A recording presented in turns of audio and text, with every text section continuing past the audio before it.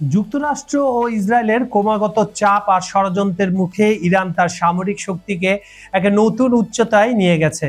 সম্প্রতি ইরানে প্রয়াত সর্বোচ্চ ধর্মীয় নেতা আয়াতুল্লাহ আলী খামেনির শেষ বিদায় অনুষ্ঠানকে কেন্দ্র করে দেশটির সামরিক বাহিনী শত্রুদের বিরুদ্ধে চূড়ান্ত যুদ্ধের ডাক দিয়েছে। যুক্তরাষ্ট্র ইসরায়েল ভেবেছিল খামেনির মৃত্যুর পর হয়তো ইরানের ইসলামিক শাসন ব্যবস্থা ভেঙে পড়বে, কিন্তু ঘটেছে তার ঠিক উল্টোটা।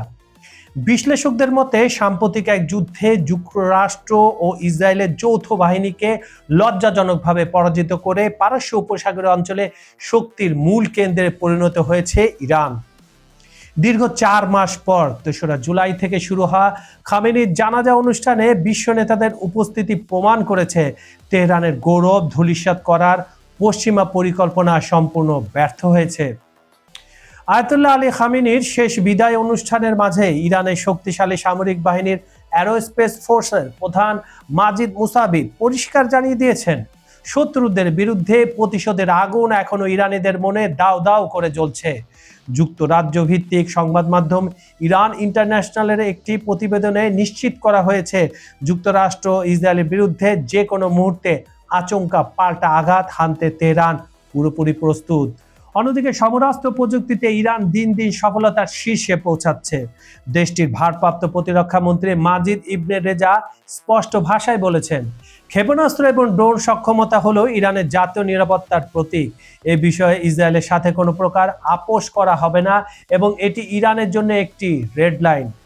এই সীমানা লঙ্ঘন করলে যুক্তরাষ্ট্র ইসরায়েলকে চরম বিপদের মুখে পড়তে হবে বলে তিনি হুঁশিয়ারি দেন। সম্প্রতি ইসরায়েলের প্রধানমন্ত্রী বেনিয়ামিন নেতানিয়াহু এক চাঞ্চল্যকর দাবি করেছেন। তার মতে ইরান এমন আন্তঃমহাদেশীয় ব্যালিস্টিক মিসাইল মানে আইসিবিএম তৈরি করছে যা দিয়ে সরাসরি যুক্তরাষ্ট্রের মূল ভূখণ্ডে আঘাত হানা সম্ভব। তবে নেতানিয়াহুর এই দাবি নিয়ে সামরিক বিশ্লেষকদের মধ্যে যথেষ্ট প্রশ্ন রয়েছে।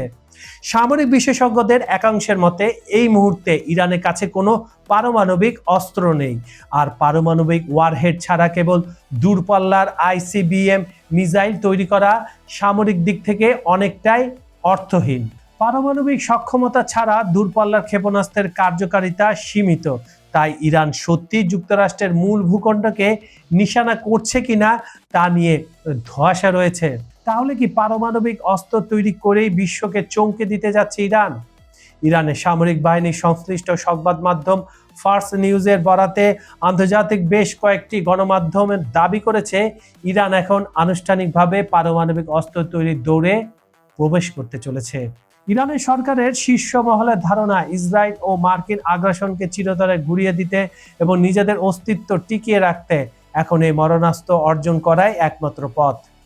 পশ্চিমা ফাঁদ উপেক্ষা করে ইরান এখন যে কোনো পরিস্থিতির মুখোমুখি হতে নিজেদের প্রস্তুত করছে, যা মধ্যপ্রাচ্যের ভূ রাজনীতিতে এক বিশাল সংঘাতের ইঙ্গিত দিচ্ছে।